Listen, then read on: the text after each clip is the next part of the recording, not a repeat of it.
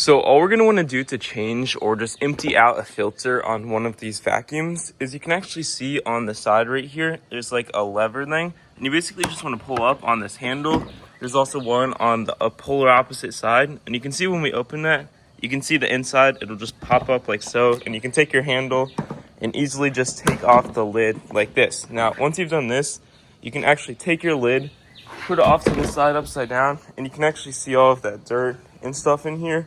And then you can basically just pull on this thing in the middle and you can see it all comes off. You can basically clean this or disregard this entirely. And you can see right here, once you've taken the filter out, you can either clean it out just like I'm doing, or you can just put a brand new filter in right here. You can see I'm just cleaning it just by hitting it to the side of the container a few times, flipping it upside down, then cleaning out the lid, just because a lot of dust and debris is in the lid. And you also want to dump out the red thing, of course. And then you can either put on your new filter or the same one, put the lid back on like I'm doing so here, attach the vacuum once again, make sure it's all secure, and you should be good to go.